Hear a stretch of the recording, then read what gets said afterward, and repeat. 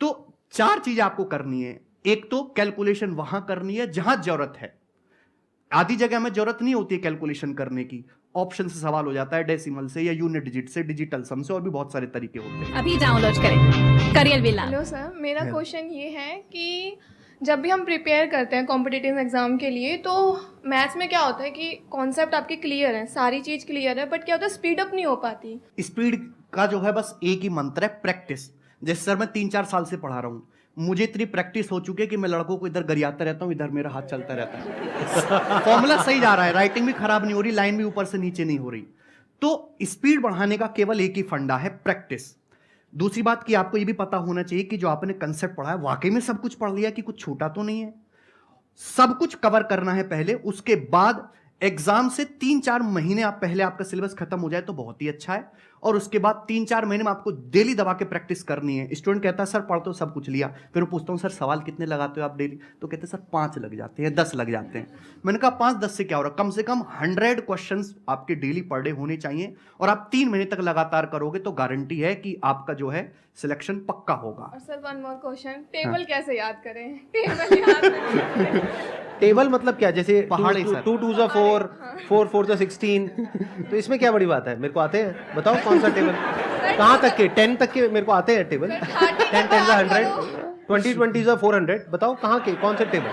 Sir 25 what table do you want? हाँ 25 8 था 200।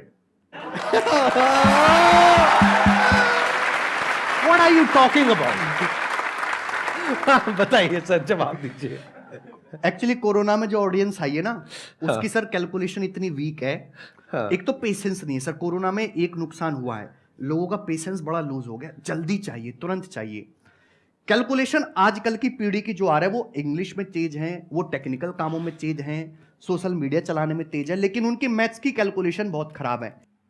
Tables तो आपको 30 तक याद करने होंगे, और मैं सजेस्ट करूंगा कि टेबल्स हमेशा हिंदी में याद करो। अंग्रेजी में जैसे सर ने बोला ना 2 1 2, गलत बात है। 2 1 2 नहीं सर। 2 एकम 2, 2 एकम 2। आप किसी को भी ले आओ दुनिया में, वो मुझसे ज्यादा तेज हिंदी में जैसे मैं पहाड़े याद करता हूं, वो इंग्लिश में बोल ही नहीं सकता, कोई भी दुनिया में। और जैसे मैं बचपन से पिताजी के परचूने की दुकान थी, तो लोग सामान लेने आते, 35 की चीनी, 40 का बूरा, 2 की साबुन, और ये सब तो मैं जल्दी जल्दी जोड़ता था, तो उससे मेरी कैलकुलेशन मजबूत होगी। तो कैसे कि बचपन की प्रैक्टिस है, वो बचपन से मेरे माइंड, सबकॉन्शियस माइंड में, थॉट में आता जा रहा है। तो 4 चीजें आपको करनी है। एक तो कैलकुलेशन वहां करनी है जहां जरूरत है।